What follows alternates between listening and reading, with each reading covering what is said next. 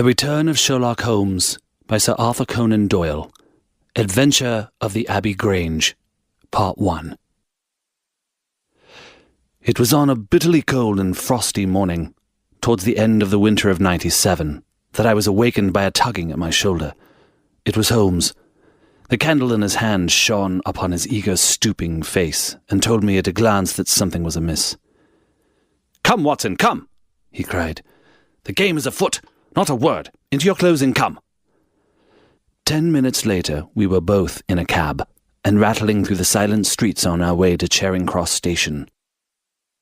The first faint winter's dawn was beginning to appear, and we could dimly see the occasional figure of an early workman as he passed us, blurred and indistinct in the opalescent London reek.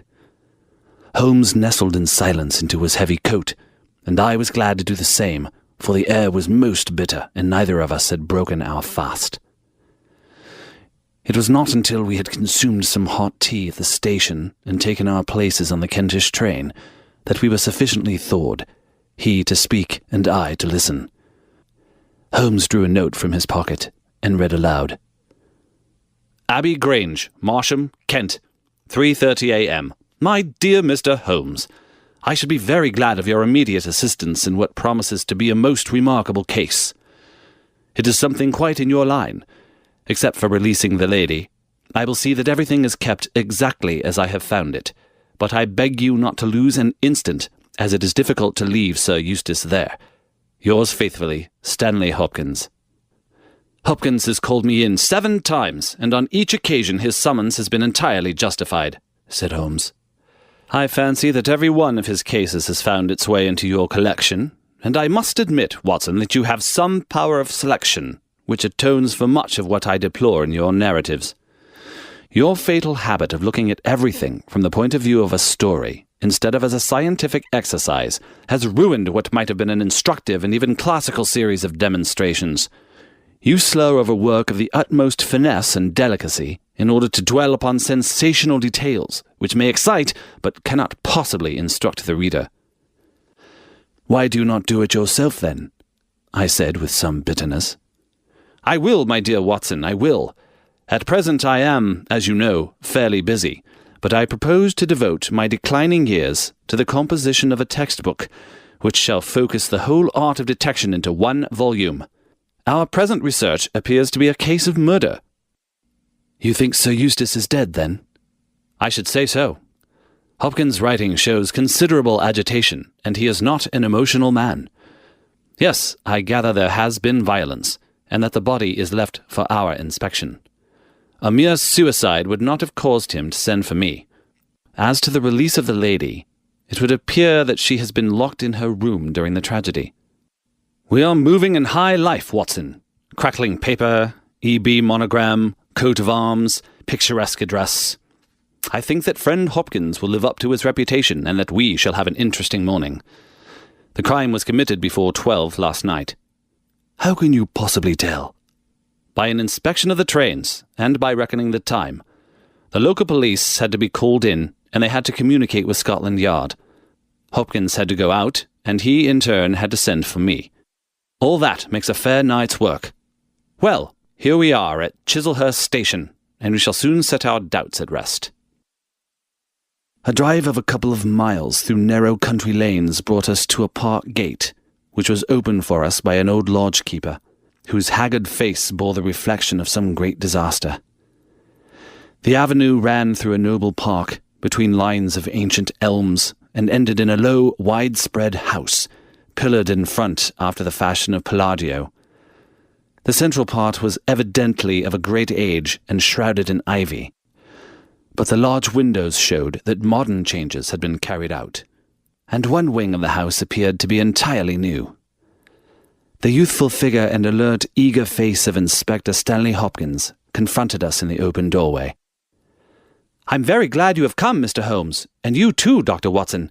But indeed, if I had my time over again, I should not have troubled you, for since the lady has come to herself, she has given so clear an account of the affair that there is not much left for us to do. You remember that Lewisham gang of burglars?" "What, the 3 Randalls?" "Exactly. The father and 2 sons. It's their work. I have no doubt of it. They did a job at Sydenham a fortnight ago and were seen and described. Rather cool to do another so soon and so near. But it is they, beyond all doubt. It is a hanging matter this time." "Sir Eustace is dead, then?"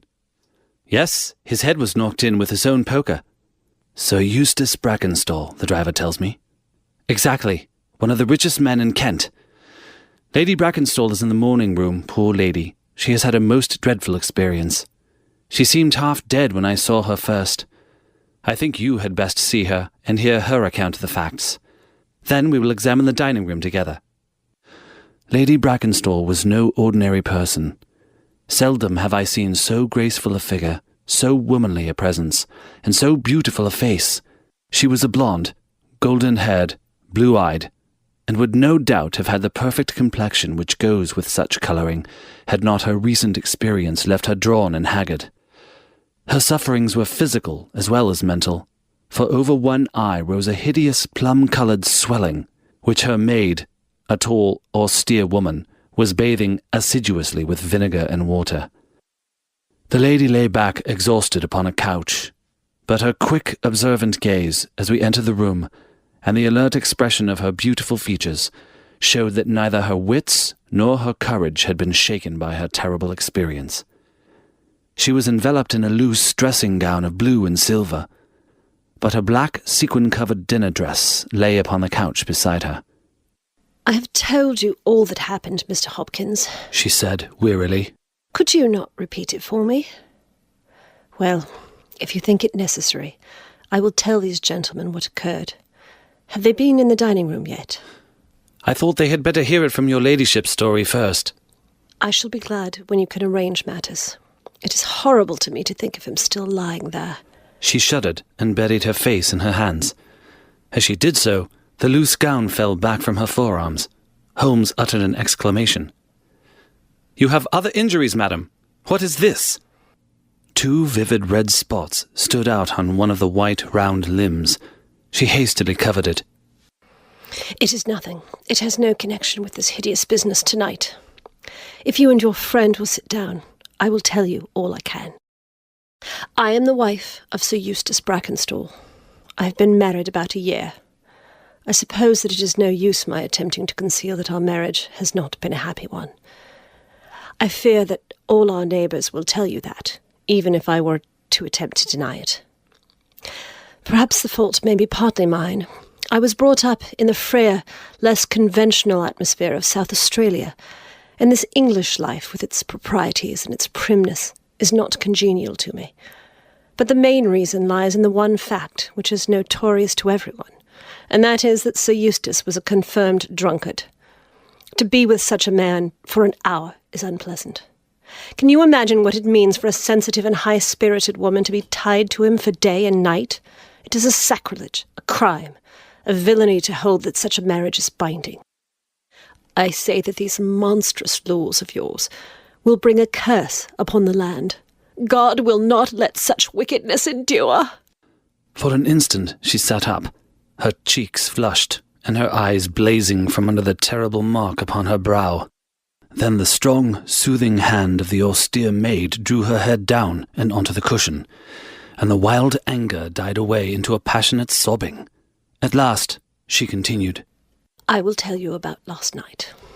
You are aware, perhaps, that in this house all the servants sleep in the modern wing. This central block is made up of the dwelling rooms, with the kitchen behind and our bedroom above. My maid, Teresa, sleeps above my room. There is no one else, and no sound could alarm those who are in the farther wing. This must have been well known to the robbers, or they would not have acted as they did. Sir Eustace retired about 10:30. The servants had already gone to their quarters. Only my maid was up, and she had remained in her room at the top of the house until I needed her services. I sat until after 11 in this room, absorbed in a book. Then I walked round to see that all was right before I went upstairs. It was my custom to do this myself, for, as I have explained, Sir Eustace was not always to be trusted. I went into the kitchen, the butler's pantry, the gun-room, the billiard-room, the drawing-room, and finally the dining-room. As I approached the window, which is covered with thick curtains, I suddenly felt the wind blow upon my face, and realized that it was open. I flung the curtain aside and found myself face to face with a broad-shouldered elderly man who had just stepped into the room. The window is a long French one, which rarely forms a door leading to the lawn. I held my bedroom candle lit in my hand, and by its light, behind the first man I saw two others, who were in the act of entering. I stepped back, but the fellow was on me in an instant. He caught me first by the wrist, and then by the throat. I opened my mouth to scream, but he struck me a savage blow with his fist, over the eye, and felled me to the ground. I must have been unconscious for a few minutes, for when I came to myself I found that they had torn down the bell rope, and had secured me tightly to the oaken chair which stands at the head of the dining table. I was so firmly bound that I could not move, and a handkerchief round my mouth prevented me from uttering a sound. It was at this instant that my unfortunate husband entered the room. He had evidently heard some suspicious sounds, and he came prepared for such a scene as he found. He was dressed in nightshirt and trousers, with his favourite blackthorn cudgel in his hand. He rushed at the burglars, but another, it was an elderly man, stooped, picked the poker out of the grate, and struck him a horrible blow as he passed. He fell with a groan, and never moved again. I fainted once more, but again it could only have been for a very few minutes, during which I was insensible. When I opened my eyes, I found that they had collected the silver from the sideboard, and they had drawn a bottle of wine which stood there. Each of them had a glass in his hand.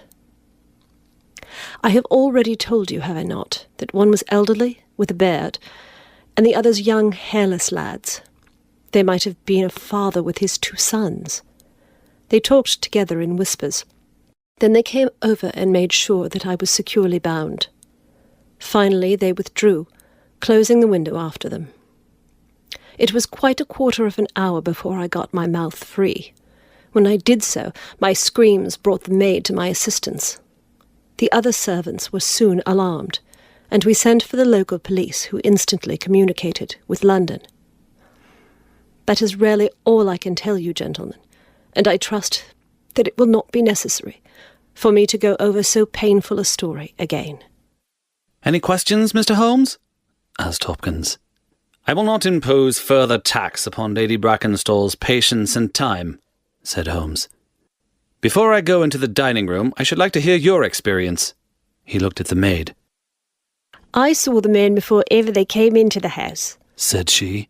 "As I sat by my bedroom window, I saw 3 men in the moonlight, down by the lodge gate yonder, but I thought nothing of it at the time. It was more than an hour after that I heard my mistress scream, and down I ran to find her, poor lamb, just as she says, and him on the floor, with his blood and brains over the room. It was enough to drive a woman out of her wits, tied there, and her very dress spotted with him. But she never wanted courage, did Miss Mary Fraser of Adelaide, and Lady Brackenstall of Abbey Grange hasn't learnt new ways. You've questioned her long enough, you gentlemen. Now she is coming to her own room, just with her old Teresa, to get the rest that she badly needs." With a motherly tenderness, the gaunt woman put her arm around her mistress and led her from the room. "She has been with her all her life," said Hopkins. "Nursed her as a baby and came with her to England when they first left Australia 18 months ago. Teresa Wright is her name, and the kind of maid you don't pick up nowadays. This way, Mr. Holmes, if you please." The keen interest had passed out of Holmes' expressive face, and I knew that with the mystery all the charm of the case had departed. There still remained an arrest to be effected, but what were these commonplace rogues that he should soil his hands with them? An abstruse and learned specialist who finds that he has been called in for a case of measles would experience something of the annoyance which I read in my friend's eyes. Yet the scene in the dining room of the Abbey Grange was sufficiently strange to arrest his attention and to recall his waning interest. It was a very large and high chamber, with carved oak ceiling, oaken panelling, and a fine array of deer's heads and ancient weapons around the walls. At the further end from the door was the high French window of which we had heard. 3 smaller windows on the right-hand side filled the apartment with cold winter sunshine. On the left was a large, deep fireplace with a massive overhanging oak mantelpiece. Beside the fireplace was a heavy oaken chair with arms and crossbars at the bottom. In and out through the open woodwork was woven a crimson cord, which was secured at each side to the crosspiece below. In releasing the lady, the cord had been slipped off her, but the knots with which it had been secured still remained. These details only struck our attention afterwards, for our thoughts were entirely absorbed by the terrible object which lay upon the tiger-skin hearthrug in front of the fire. It was the body of a tall, well-made man, about 40 years of age. He lay upon his back, his face upturned, with his white teeth grinning through his short black beard. His 2 clenched hands were raised above his head, and a heavy blackthorn stick lay across them. His dark, heavy, aquiline features were convulsed into a spasm of vindictive hatred, which had set his dead face in a terribly fiendish expression. He had evidently been in his bed when the alarm had broken out, for he wore a foppish, embroidered nightshirt, and his bare feet projected from his trousers. His head was horribly injured, and the whole room bore witness to the savage ferocity of the blow which had struck him down. Beside him lay the heavy poker, bent into a curve by the concussion. Holmes examined both it and the indescribable wreck which it had wrought. "He must be a powerful man, this elder Randall," he remarked. "Yes," said Hopkins. "I have some record of the fellow, and he is a rough customer." "You should have no difficulty in getting him." "Not the slightest. We have been on the lookout for him, and there was some idea that he had got away to America. Now that we know that the gang are here, I don't see how they can escape. We have the news at every seaport already, and a reward will be offered before evening. What beats me is how they could have done so mad a thing, knowing that the lady could describe them, and that we could not fail to recognize the description." "Exactly. One would have expected that they would silence Lady Brackenstall as well." "They may not have realized," I suggested, "that she had recovered from her faint." "That is likely enough. If she seemed to be senseless, they would not take her life. What about this poor fellow, Hopkins? I seem to have heard some queer stories about him." "He was a good-hearted man when he was sober, but a perfect fiend when he was drunk. Or rather when he was half-drunk, for he seldom really went the whole way. The devil seemed to be in him at such times, and he was capable of anything. From what I hear, in spite of all his wealth and his title, he very nearly came our way once or twice. There was a scandal about his drenching a dog with petroleum and setting it on fire. Her ladyship's dog, to make the matter worse. And that was only hushed up with difficulty. Then he threw a decanter at the maid to raise her right. There was trouble about that. On the whole, and between ourselves, it will be a brighter house without him. What are you looking at now?"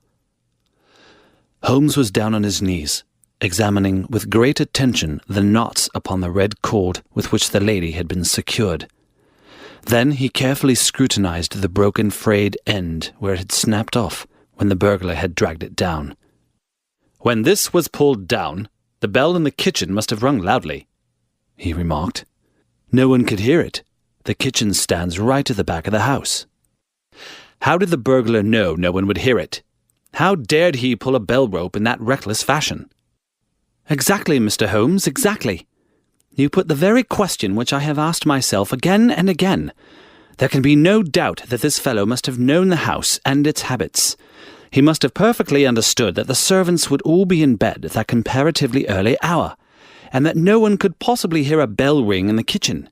Therefore, he must have been in close league with one of the servants. Surely that is evident. But there are 8 servants, and all of good character." "Other things being equal," said Holmes, "one would suspect the one at whose head the master threw a decanter. And yet that would involve treachery toward the mistress to whom this woman seems devoted." Well, the point is a minor one, and when you have Randall you will probably find no difficulty in securing his accomplice. The lady's story certainly seems to be corroborated, if it needed corroboration, by every detail which we see before us." He walked to the French window and threw it open. "There are no signs here, but the ground is iron hard, and one would not expect them. I see these candles on the mantelpiece have been lighted. Yes, it was by their light and that of the lady's bedroom candle that the burglars saw their way about." "And what did they take?" "Well, they did not take much, only half a dozen articles of plate off the sideboard. Lady Brackenstall thinks that they were themselves so disturbed by the death of Sir Eustace that they did not ransack the house as they would otherwise have done." "No doubt that is true. And yet they drank some wine, I understand." "To steady their nerves." "Exactly. These 3 glasses upon the sideboard have been untouched, I suppose?" "Yes, and the bottle stands as they left it."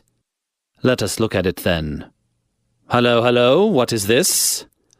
The 3 glasses were grouped together, all of them tinged with wine, and one of them containing some dregs of beeswing. The bottle stood near them, 2/3 full, and beside it lay a long, deeply stained cork. Its appearance and the dust upon the bottle showed that it was no common vintage which the murderers had enjoyed. A change had come over Holmes' manner. He had lost his listless expression, and again I saw an alert light of interest in his keen, deep-set eyes. He raised the cork and examined it minutely. "How did they draw it?" he asked. Hopkins pointed to a half-opened drawer. In it lay some table linen and a large corkscrew. "Did Lady Brackenstall say that screw was used?" "No. You remember that she was senseless at the moment when the bottle was opened." "Quite so. As a matter of fact, that screw was not used. This bottle was opened by a pocket screw, probably contained in a knife, and not more than 1.5 inches long. If you will examine the top of the cork, you will observe that the screw was driven in 3 times before the cork was extracted. It has never been transfixed. This long screw would have transfixed it and drawn it up with a single pull. When you catch this fellow, you will find that he has one of these multiplex knives in his possession." "Excellent," said Hopkins. "But these glasses do puzzle me, I confess. Lady Brackenstall actually saw these men drinking, did she not?" "Yes, she was clear about that." "Then there is an end of it. What more is to be said? And yet you must admit that the 3 glasses are very remarkable, Hopkins." "What? You see nothing remarkable? Well, well, let it pass. Perhaps when a man has special knowledge and special powers like my own, it rather encourages him to seek a complex explanation when a simpler one is at hand. Of course, it must be a mere chance about the glasses. Well, good morning, Hopkins. I don't see that I can be of any use to you, and you appear to have your case very clear. You will let me know when Randall is arrested, and any further developments which may occur. I trust I shall soon have to congratulate you upon a successful conclusion. Come, Watson, I fancy that we may employ ourselves more profitably at home." During our return journey, I could see by Holmes' face that he was much puzzled by something which he had observed. Every now and then, by an effort, he would throw off the impression and talk as if the matter were clear, but then his doubts would settle down upon him again, and his knitted brows and abstracted eyes would show that his thoughts had gone back once more to the great dining-room of the Abbey Grange, in which this midnight tragedy had been enacted. At last, by a sudden impulse, just as our train was calling out of a suburban station, he sprang on to a platform and pulled me out after him. "I am sorry to make you the victim of what may seem a mere whim, but on my life, Watson, I simply can't leave that case in this condition. Every instinct that I possess cries out against it. It's wrong. It's all wrong. I'll swear that it's wrong. And yet the lady's story was complete. The maid's corroboration was sufficient. The detail was fairly exact. What have I to put up against that? 3 wine glasses. That is all. But if I had not taken things for granted, if I had examined everything with the care which I should have shown had we approached the case de novo, and had no cut-and-dried story to warp my mind, should I not have then found something more definite to go upon? Of course I should. Sit down on this bench, Watson, until a train for Chislehurst arrives, and allow me to lay the evidence before you, imploring you in the first instance to dismiss from your mind the idea that anything which the maid or her mistress may have said must necessarily be true. The lady's charming personality must not be permitted to warp our judgment. Surely there are details in her story which, if we looked at it in cold blood, would excite our suspicion. These burglars made a considerable haul at Sydenham a fortnight ago. Some account of them and their appearance was in the papers, and would naturally occur to anyone who wished to invent a story in which imaginary robbers should play a part. As a matter of fact, burglars who have done a good stroke of business are, as a rule, only too glad to enjoy the proceeds in peace and quiet without embarking on another perilous undertaking. Again, it is unusual for burglars to operate at so early an hour. It is unusual for burglars to strike a lady to prevent her screaming, since one would imagine that was the sure way to make her scream. It is unusual for them to commit murder when their numbers are sufficient to overpower one man. It is unusual for them to be content with a limited plunder when there was much more within their reach.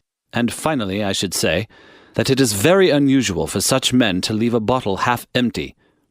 How do all these unusuals strike you, Watson? Their cumulative effect is certainly considerable, and yet each of them is quite possible in itself. The most unusual thing of all, as it seems to me, is that the lady should be tied to the chair. Well, I am not so clear about that, Watson, for it is evident that they must either kill her or else secure her in such a way that she could not give immediate notice of their escape. But at any rate, I have shown, have I not, that there is a certain element of improbability about the lady's story. And now, on top of this, comes the incident of the wine glasses. What about the wine glasses? Can you see them clearly in your mind's eye? I see them clearly. We are told that 3 men drank from them. Does that strike you as likely? Why not? There was wine in each glass. Exactly, but there was beeswing only in one glass. You must have noticed that fact. What does that suggest to your mind? The last glass filled would be most likely to contain beeswing. Not at all. The bottle was full of it, and it is inconceivable that the first 2 glasses were clear and the third heavily charged with it. There are 2 possible explanations, and only 2. One is that after the second glass was filled, the bottle was violently agitated, and so the third glass received the beeswing. That does not appear probable. No, I am sure that I am right. What then do you suppose? That only 2 glasses were used, and that the dregs of both were poured into a third glass, so as to give the false impression that 3 people had been there. In that way, all the beeswing would be in the last glass, would it not? Yes, I am convinced that this is so. But if I have hit upon the true explanation of this one small phenomenon, then in an instant this case rises from the commonplace to the exceedingly remarkable. For it can only mean that Lady Brackenstall and her maid have deliberately lied to us, and that not one word of their story is to be believed, that they have some very strong reason for covering the real criminal, and that we must construct our case for ourselves without any help from them. That is the mission which now lies before us, and here, Watson, is the Sydenham train. End of the Adventure of the Abbey Grange, Part 1.